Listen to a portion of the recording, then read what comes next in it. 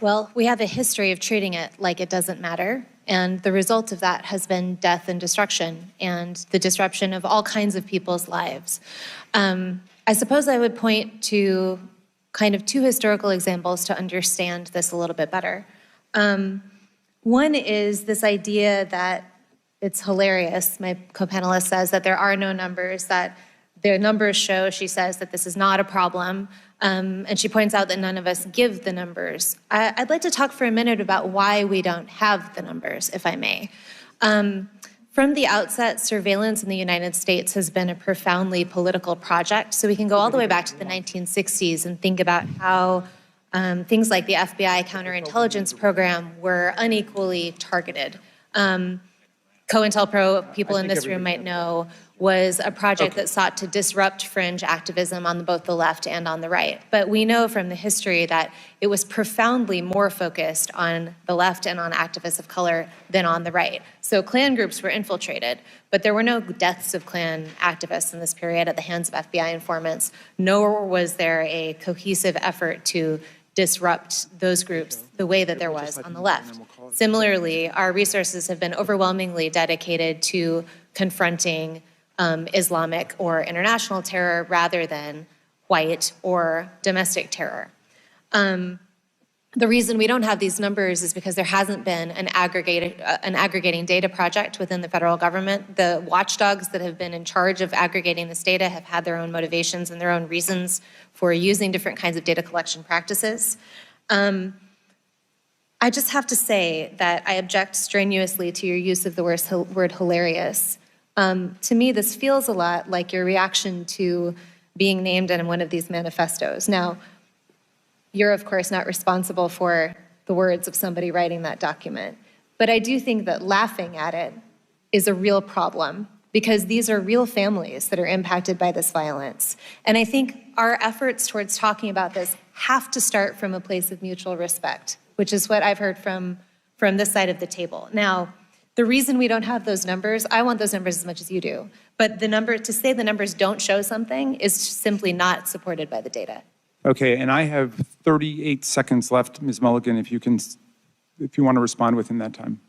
The only thing I would add is that it's in the name.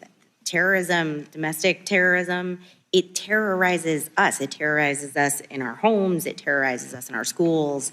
And to the points made by the other panelists, it is disproportionate to its impact on any individual life, and it's not. You reject the idea it's something that doesn't matter or it doesn't really matter? Absolutely reject. Okay. All right, so here's where we are. Every member now has had 5 minutes and...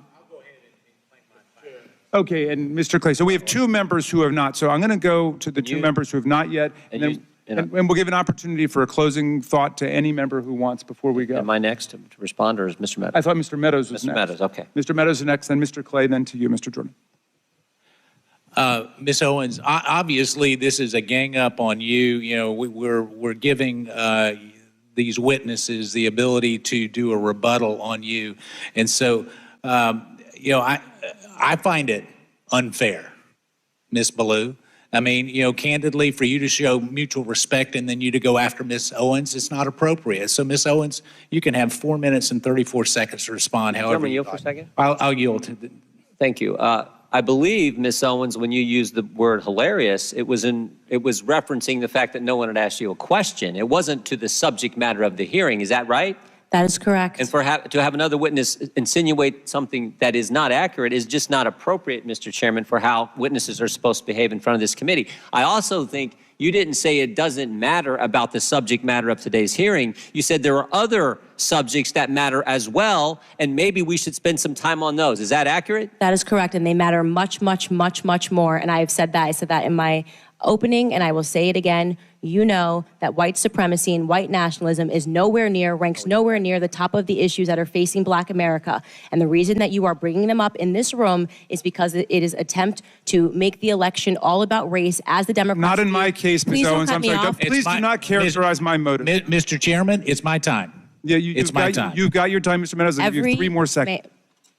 Every 4 years, you bring up race, and you knew exactly what I meant when I said hilarious, and you just tried to do live what the media does all the time to Republicans, to our president, and to conservatives, which you tried to manipulate what I said to fit your narrative, okay? I was not referring to the subject matter that is hilarious. I said it's hilarious that we are sitting in this room today and I've got 2 doctors and a missus and nobody can give us real numbers that we can respond to so we can assess how big of a threat this is. Because you know that it is not as big of a threat as you are trying to make it out to be so that you can manipulate. And the audacity of you to bring up the Christchurch shooting manifesto and make it seem as if I laughed at people that were slaughtered by a homicidal maniac is, in my opinion, absolutely despicable. And I think that we should be above that. To try to assign reality or any meaning to a homicidal maniac writing a manifesto, which, by the way, let the record show, also stated Spyro the Dragon, the child's cartoon, as a source of inspiration. He also cited Nelson Mandela as a source of information. I don't think that Nelson Mandela has inspired mosque shootings. You can correct me if you think I'm wrong. You would rather assign meaning to a homicidal maniac than to actually address the things that I said today that are actually harming Black America. Number 1, father absence. Number 2, the education system and the illiteracy rate. Illegal immigration ranks high, abortion ranks high, white supremacy and white nationalism, if I had to make a list again of 100 things, would not be on it. This hearing, in my opinion, is a farce. And it is ironic that you're sitting here and you're having 3 Caucasian people testify and tell you what their expertise are. Do I know what my expertise are? Black in America. I've been Black in America my whole life, all 30 years, and I can tell you that you guys have done the exact same thing every 4 years ahead of an election cycle, and it needs to stop.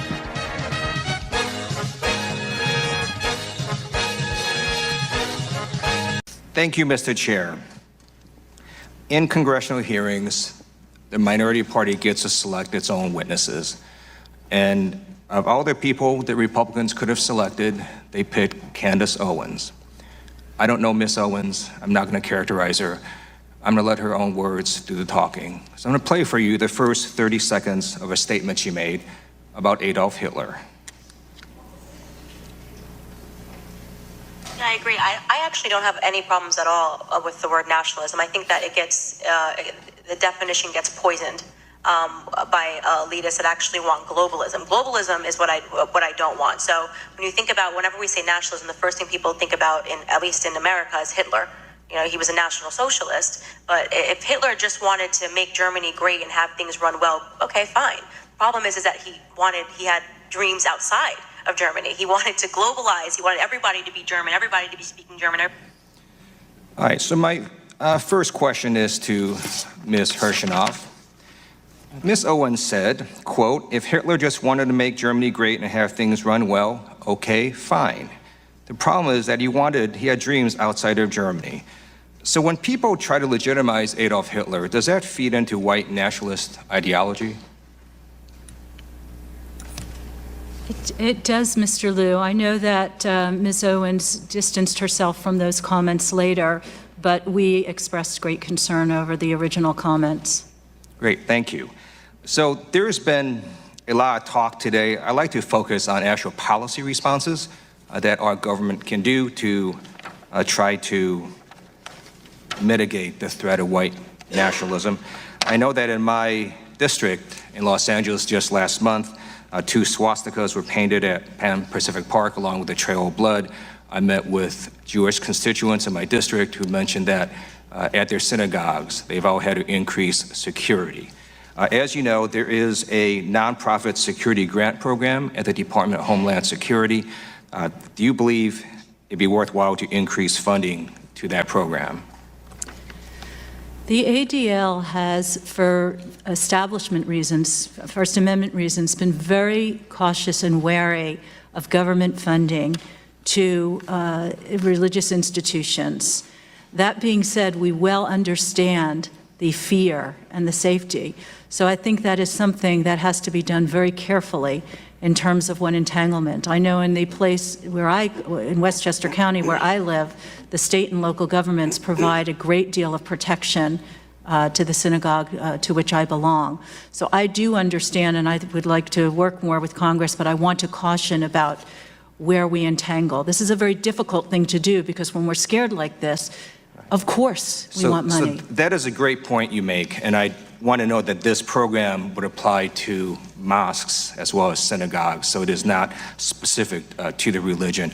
But it is true, the First Amendment does affect all of these issues, including, for example, private sector companies to say whatever it is that they want. Now, I'd like to also talk about a second program, and this was one that I asked Ms. Clark about, and it has to do with the Trump administration wanting to cut a very specific office called the Community Relations Service Office in the Civil Rights Division of the Department of Justice. Can you first explain to American people what that office does and why it would be a bad idea to cut funding? The Community Relations Service Office is a very critical part of the Justice Department. They are considered the peacemakers. They are the ones who step into communities that are embroiled in the aftermath of a hate incident. They are the ones who you'd want to deploy out to Louisiana, to the parishes where the churches are burning right now. They're the ones that you'd want on the ground right after the Charlottesville hate rally. We are deeply concerned by proposals to cut funding to this office, to shift this office to another part of the agency. It's important that this agency's work be completely non-political, but the very subject matter of this hearing today underscores the urgency of maintaining this office that has been with us for decades. And in fact, one of the reasons this office has worked well is because people who go there and get interviewed, it is not a prosecutorial office, and does that make it easier for people to provide information? That's right. They are the peacemakers. They are the ones who go in and connect with communities that are suffering in the aftermath of a hate incident. They connect with victims of crimes and hate crimes and connect them with services. And most importantly, they're the ones who help to ensure that an incident doesn't escalate and lead to more tension. So we need this agency now more than ever. Thank you, and I yield back. Gentleman from North Dakota, Mr. Armstrong. Thank you, Mr. Chairman, and I would yield my time to Mr. Reschenthaler from Pennsylvania. Thank you. Ms. Owens, I'm sorry, we just started recording. Would you like time to respond to that? Yes, I think it's pretty apparent that Mr. Lieu believes that black people are stupid and will not pursue the full clip in its entirety. He purposely presented an extracted clip. The witness will suspend for a moment. It is not proper to refer disparagingly or to a member of the committee. The witness will not do that again. Witness may continue. Sure, even though I was called despicable. Witness may not refer to a member of the committee as stupid. I didn't refer to him as stupid. That's not what I said. That's not what I said at all. You didn't listen to what I said. May I continue? Please. As I said, he is assuming that black people will not go pursue the full 2-hour clip. And he purposefully he cut off, and you didn't hear the question that was asked of me. He's trying to present as if I was launching a defense of Hitler in Germany, when in fact, the question that was asked of me was pertaining to whether or not I believed that whether or not I believed in nationalism, and that nationalism was bad. And what I responded to was that I do not believe that we should be characterizing Hitler as a nationalist. He was a homicidal, psychopathic maniac that killed his own people. A nationalist would not kill their own people. That is exactly what I was referring to in the clip, and he purposely wanted to give you a cut-up similar to what they do to Donald Trump to create a different narrative. That was unbelievably dishonest, and he did not allow me to respond to it, which is worrisome and should tell you a lot about where people are today in terms of trying to drum up narratives. By the way, I would like to also add that I work for Prager University, which is run by an Orthodox Jew. Not a single Democrat showed up to the embassy opening in Jerusalem. I sat on a plane for 18 hours to make sure that I was there. I'm deeply offended by the insinuation of revealing that clip without the question that was asked of me.